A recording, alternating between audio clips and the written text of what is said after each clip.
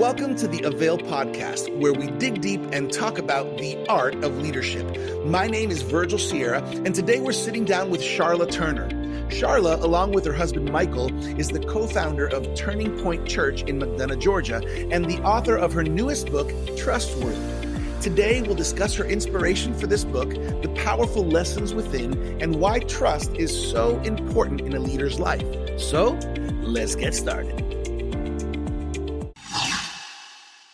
Welcome back, everybody. We are back. It's another episode of the Avail podcast. It is my honor and my privilege to speak with amazing leaders, pastors, authors, and today is no exception.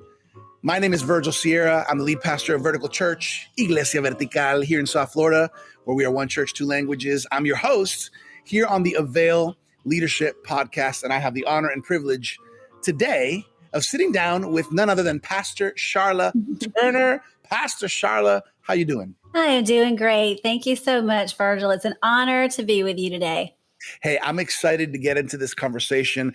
Our Avail viewers and listeners are just leaders who love getting new resources. They love learning and growing. And I know that's going to happen on this conversation, this podcast today. Pastor Charla, before we get into the conversation about your new book, Trustworthy, I would love it if you maybe took a few minutes to share a little bit about yourself, because I think it always helps for our listeners and viewers to know a little bit, who is Charla Turner? Yeah. So I have been married to my husband now, Michael, for 24 years.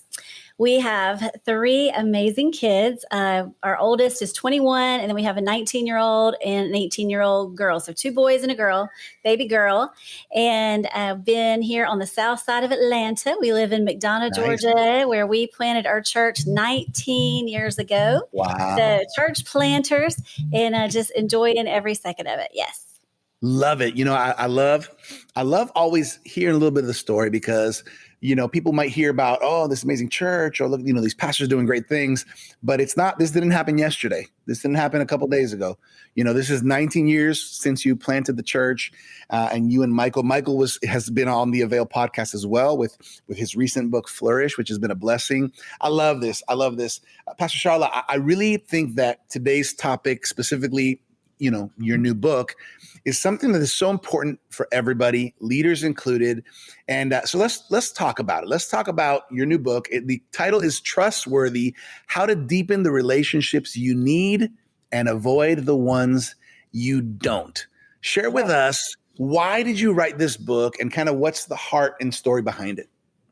Well, I'll tell you this. I studied the subject of trust because it was a weakness of mine. I just seemed to always trust the wrong people. Always ended up just having a weakness in that area. And so I needed to learn about it. So I wrote the book so that I could help other people really just avoid unnecessary pain. You know, there's pain that we all go through that we learn from, and it has some benefits to it, but there's unnecessary pain that we can really avoid if we understand the principle of trust, how it works, and it's a God-given gift to us. And so, yeah, that's why I wrote it. I want to help people avoid unnecessary pain. That's good. I mean, hey, we can't avoid all pain, but can sign me up for that list of avoiding unnecessary pain, which I've learned this, and you probably would agree with me, Charla, that it's a lot better when possible to learn from other people's, you know, mistakes than to have to go through them ourselves, although we will have to go through some. So I appreciate that. Now, talk to me a little bit about who do you hope will pick this book up and read it? And, you know, did you have a target audience in mind? Just heart of it, even though anybody can pick it up, but talk about the who. Yeah, I do. I think it helps everybody, because anybody that wants to have deep relationships or healthy relationships, trust is the foundation of every relationship. And that's what I really found out as I began to research the topic.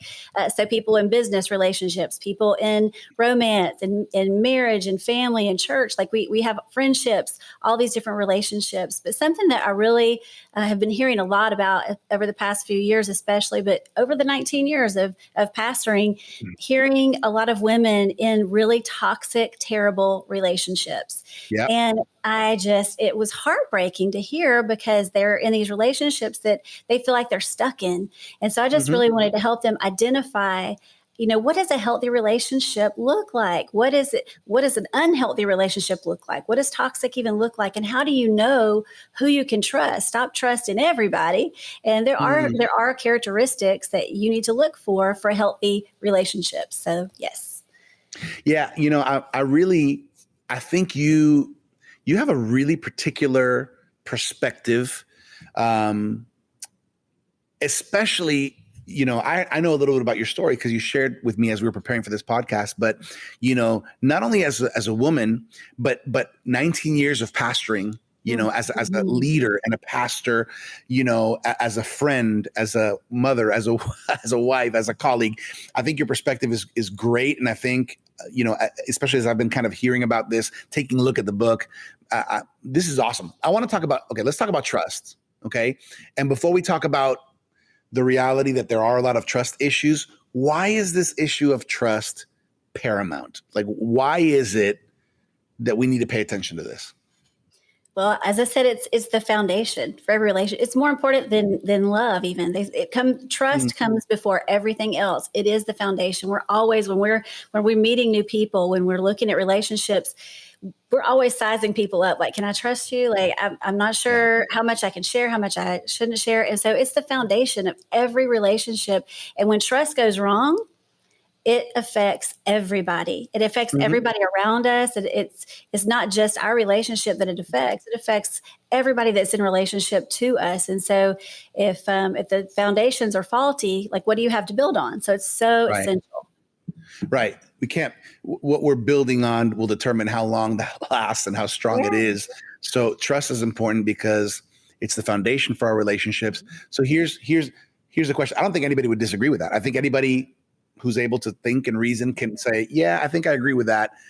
Now, it seems to me like nowadays there are so many people with trust issues. They may vary, they may be a little bit different, but so many people with all kinds of trust issues. Why is it that we're seeing so many trust issues in all kinds of relationships? Well, I think, there's a lot of things. One is just people have some unhealed pain.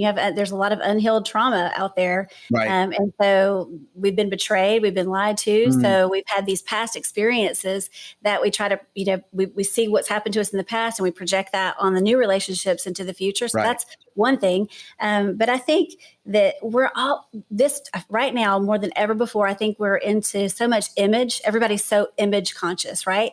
And it's this what we appear to be, who we appear to be, rather than really taking the time to get to know each other and find out who we really are. And we find out who people really are, over time and deepening relationships and finding out if our values match up. Like, that's so important. But I think that we all have trust issues because sometimes we don't take the time to dig a little deeper, take a little longer before we jump in, wholeheartedly and give somebody our heart. And that's what trust is, really, is giving. You feel like you're giving a piece of your heart away because you are. Yeah. There's right now, as we're having this conversation, a lot of things are coming to my mind. We talk to a lot of leaders here on Avail, and even I can see this even as a leader myself, as a pastor, right? Leading a staff, leading volunteer leaders. Sometimes there are people that hurt you, you get hurt, and then I think the mentality that we can easily fall in is, wait a second, last time that I entrusted someone with this, or last time I, let this go and trusted this way, I got hurt. So you know what? I'm not going to do that. And I think there's a danger there, right? Like, there's a danger because, hey, trust is the foundation necessary for a relationship. But now I'm saying I don't even want to trust. Is that something that you've experienced or that you see constantly? Yes, my husband calls it giving people the Heisman. The Heisman Trophy. They're like pushing it away. Like, we're going to push these relationships away because we've been hurt in the past. And I think it's definitely a thing that we all deal with. But as leaders and pastors, and as people who just want healthy, deeper relationships, we have to get healed. That's why I said there's all this, unhealed trauma. We've got to Yeah. get some healing, take some time, get some healing, figure out, why is it that it hurt us so bad? Whatever Right. it was that they did, get God's perspective on the situation, invite Jesus into the pain, be healed, and then really recognize the ingredients of trust. What does trust look like, so that in the future we don't make some of those same mistakes? Because the Mm. best way to find out if you can trust somebody is to trust them, right? Right. Right. Right. Which takes a little bit of risk, takes a little bit of Mhm. vulnerability, takes a little bit of, hey, I'm gonna go for it. This is good. I want to refer specifically to a chapter in your book that's entitled "When to Stop, Yield, or Proceed: Red, Yellow, Green Mhm. Lights." Can you unpack this idea a bit for us? You already caught my attention, right? Mhm. Thinking about relationships and trust, red, yellow, green. Talk to us about this idea. Yeah, this is the most practical chapter that's in the book, because there's a list. You've got some list of some red light behaviors. When you see these behaviors, you need to stop immediately. Some of them Mm. you need to stop and run the other direction. Some of them you need to stop and take some evaluation. And Hmm. you're looking for a pattern in these relationships. And so it's not that someone exhibited one of those red light behaviors just once, outside of abuse, obviously physical abuse or anything like that. But if they demonstrate them on a consistent basis, that's what we're looking for. We're always looking for a pattern. Mm. Once, okay.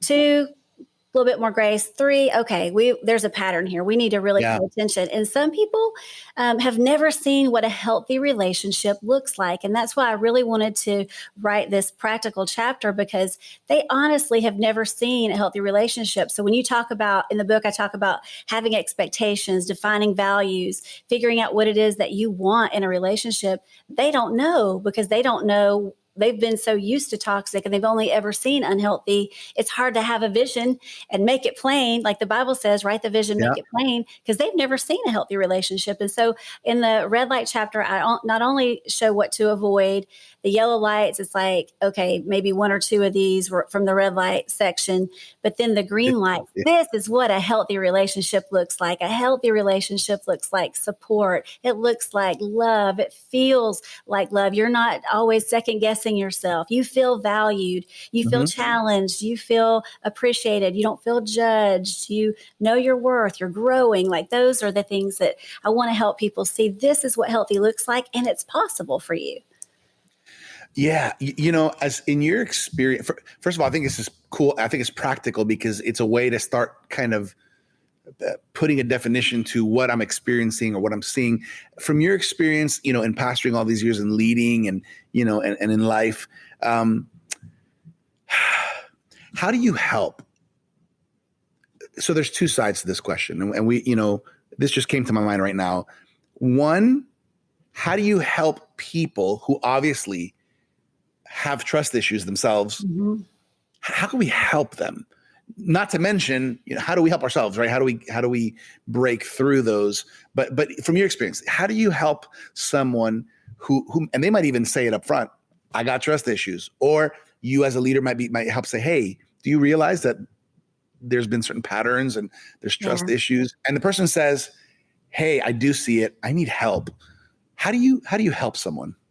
Well, a perfect example, this last semester, I did a trust group. So I did a small group, and I had some women who had just come to our church. Maybe some of them have never been in a small group before. And I asked them at the very beginning to rate their trust levels. Like, what's your trust level? How do you Oh, trust? wow. Do you trust God? Do you trust yourself? Do you trust other people? Let's put this on a scale of 1 to 10. And one particular Mhm. lady in our group was a 0. She said 0. I trust nobody. I Wow. don't even trust God. I don't trust myself. Like, I have major trust issues. And Wow. so as we begin to dig into the chapters, and over the course of the class, at the very end, she came up to me at church one day and she said, I just want you to know, I trust. I understand trust, and I'm trusting again. I just want to tell you thank you. And what we really dove into was, first of all, listening to their pain, listening to Mm. maybe trying to parse out, what is it that caught, what was the first time you remember being hurt when you trusted Mm. someone and they let you down. But the biggest piece, honestly, Virgil, is trusting God. It's understanding that there's two voices that are always speaking to us. If you take every voice in every relationship you've ever been in or ever will be in, you can boil those voices down because they sound like one of two. They either sound like God's voice, they resonate with the things that God stands for and who God is, or they resonate with the enemy. And you can boil those voices down and say, okay, this is a voice I can trust because this resonates with what God says about me, about life, about relationships. And this voice over here is resonating with the enemy who wants to steal and kill and destroy my life and my relationships. And so these voices I cannot trust. And so helping them to, invite Jesus to heal the pain, talk about that pain, let them know they're not alone. You're not alone. All of us have had trust issues. I've had major trust issues, and I tell a lot of my story in the book. And it starts out in the counselor's office, right? My book starts out, I'm a college student crying on the floor of a counselor's office because I have been completely and utterly shattered. So we've all had them. And so letting people know they're not alone.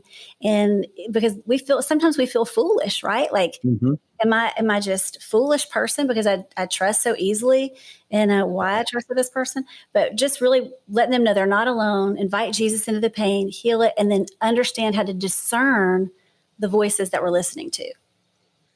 That's great advice. That's wisdom from God's word. You mentioned two things now. I'm going to come back to the trust God thing. But before that, you mentioned kind of the opposite, because there's one extreme, which is I don't trust anybody. I've been hurt, or this is part of my personality or my upbringing, and I don't trust anybody, not God, not myself or anybody. But then there's the other side, which I think is part of what you share in your book a little bit about, is I trust everybody. Isn't everybody good? Doesn't everybody have the best intentions? Doesn't everybody deserve a place, in my heart, so to speak? Talk a little bit about that, because I think some people might say, I don't identify with those people who don't trust because I trust. But some people might identify with, hey, I had a period of my life where I trusted too much or trusted just anybody, which also can open door to some pain. Yeah, I was raised to trust. That's what I say. I was raised to trust. I had trustworthy people around me. I had amazing parents. I had a great church. I had wonderful friends. My friendships were healthy. I was raised to trust. And so everybody in my little world was kind, and they were for me, and I was for them, and we were for each other, And so I had a situation in high school where I ended up in a counselor's office and taking an IQ test, a Rorschach ink blot test, and some other situational tests. And what the counselor told me from those results really kind of put a frame over the way that I actually was. She was very accurate when she looked at me and she said, Charla, you are way too naive. You are way too trusting. You think everybody's for you. They are not for you. And you better learn that now, and you better start being really cautious. And so I was like, okay, so I trust too easily. All right, be careful is not a strategy, right? Be careful. What does that mean? That's not clear. To be clear is to be kind. Tell me how to understand what this is supposed to look like in my life. And so that's why I really wrote the book, is like, okay, what does it mean? Like, what does that mean? Be careful. So I have all the principles I researched. I went down rabbit holes. I learned everything I could possibly put my hands on about trust, what it's made out of, what it smells like, if there's chemicals in your body that it deals with, statistics on trust across the world. I researched everything I could get my hands on to help people, that you can't trust everybody with the same amount of trust. Right. Like, I think sometimes we just give it all.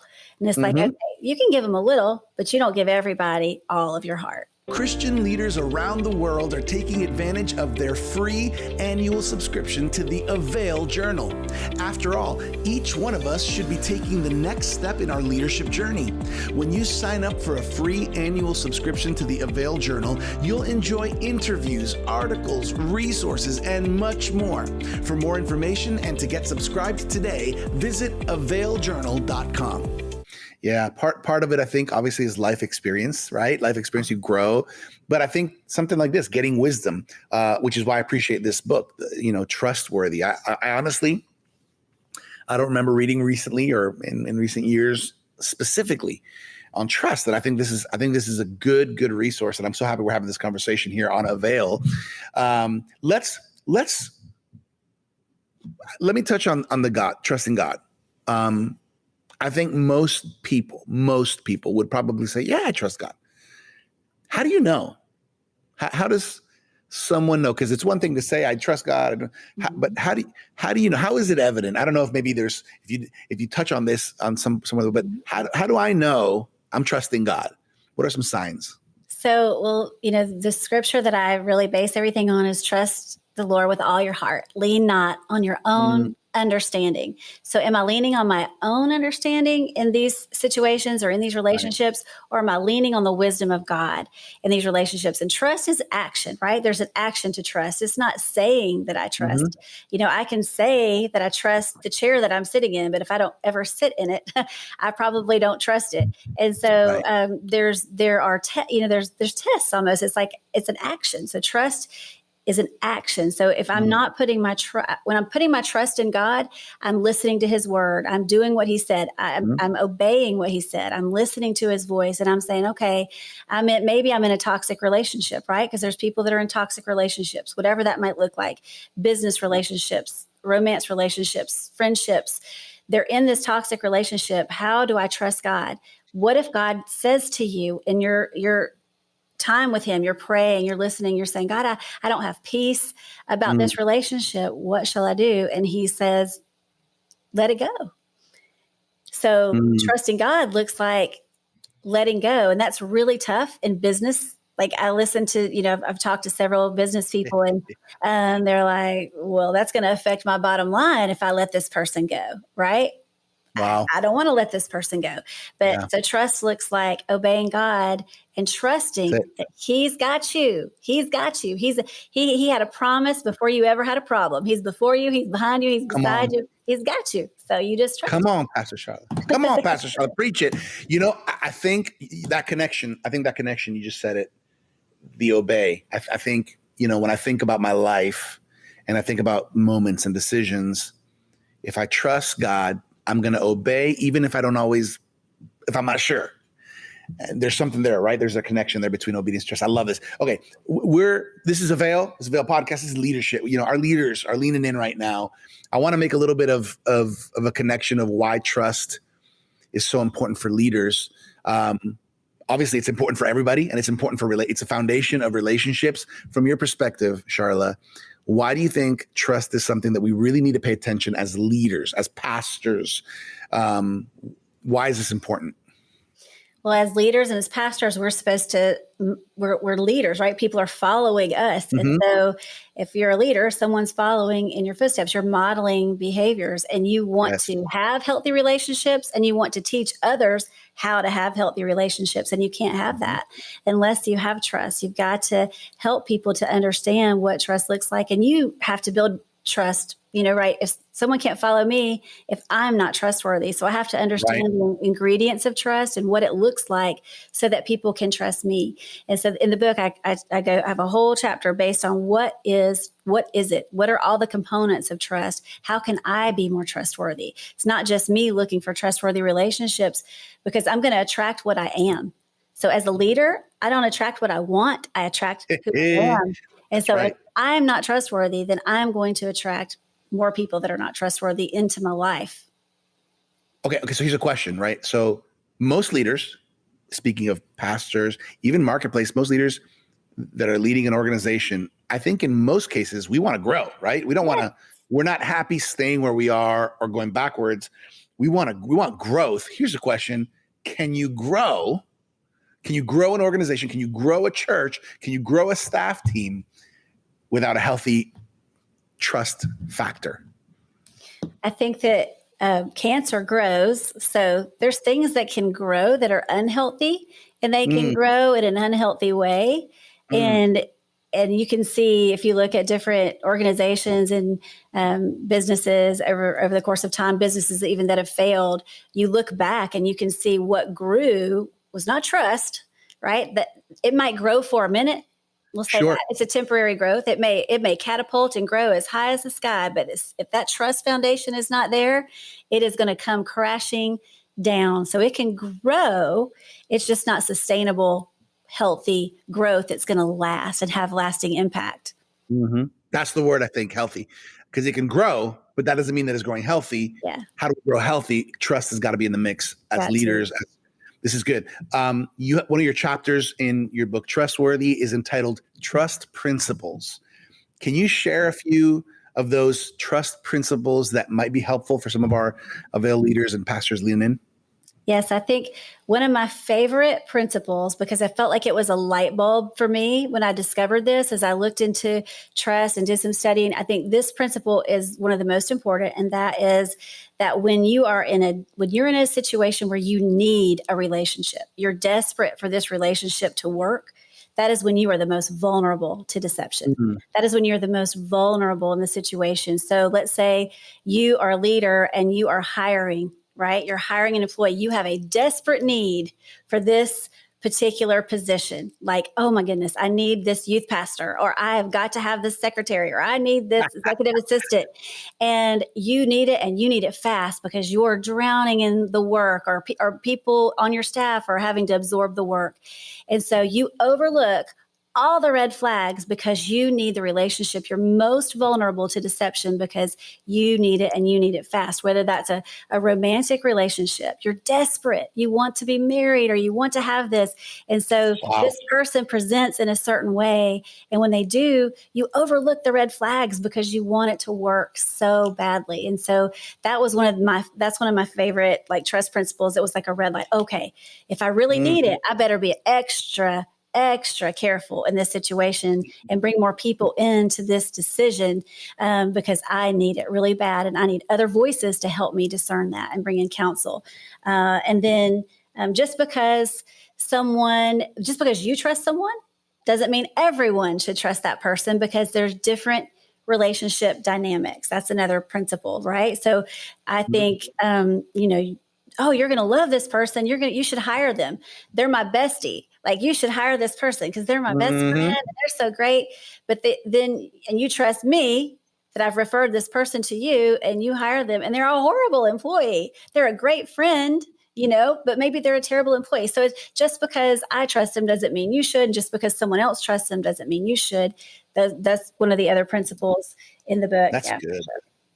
Sure. Okay, so these. Go ahead. Do the third one. Do the third one. Last one. This is a quick one.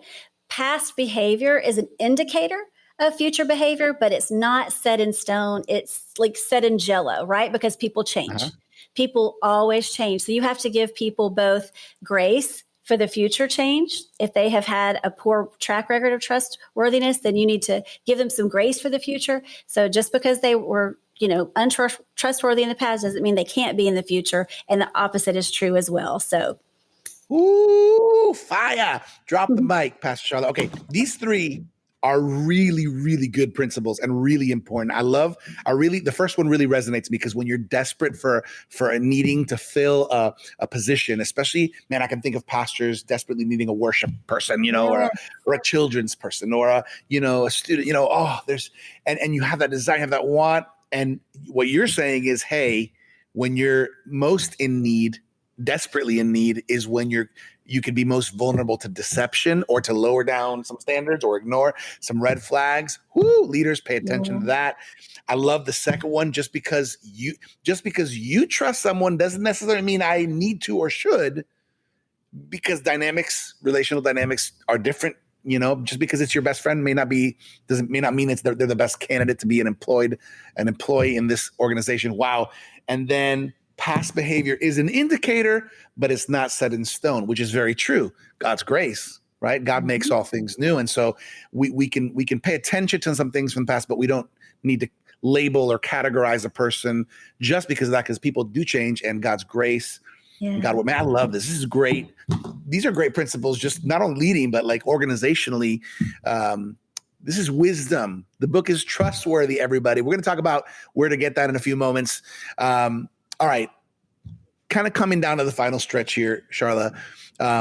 Obviously, evidently, this message of trust, your book, Trustworthy, is very important to you. In the epilogue of the book, you specifically address pastors and leaders and the pain that sometimes they have to go through, the challenges to talk about it Why did you do this? Why did you include this in the book? So I wrote the epilogue because I think so many times we hear about church hurt from the people that attend church, and very few pastors talk about it openly, at least, the Wow. pain that they experience. And so I found that I most identify with people that are pastors, right? So when we get into a group of pastors and we begin to share our pain with one another, we realize, oh my gosh, I'm not the only one. They've experienced the same things. I am not, we are not the horrible, people that the enemy tries to make us feel like we are. But when we get with other pastors, we're like, oh, you had literally the same situation or the same scenario happen that we had. And so I just think it's important. There's a lot of reasons why pastors and really probably shouldn't share always publicly, Sure. but should share with each other because we love the church. We want to protect the church. We want God's house to continue to flourish and to move forward. And we want healthy relationships. And we don't want to do anything that's going to hinder anybody. Yeah. And then we want to handle things biblically too, right? So we don't want to dishonor God in any way. We want to handle our situations the way he tells us to.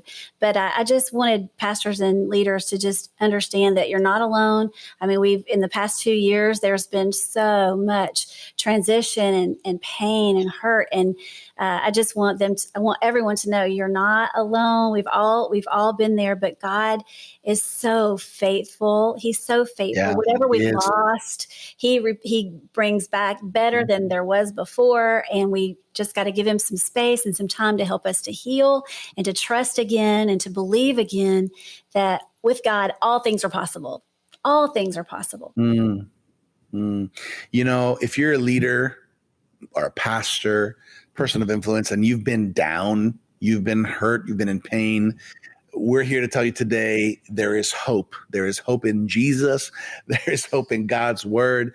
And, something that Pastor Charla just mentioned right now, I think is important to consider. If you don't have it, you need some friends, some peers, you need a tribe, you need some people that you can open up your heart with. We need to. There's something that's healing when we're able to, to share. God, we learn from the Bible that we confess to God for forgiveness, but James 5:16, we confess to one another for healing. And there's something so important. I think there would be more healthy leaders, Charla, if leaders and even pastors just had a safe space to be able to open up, right?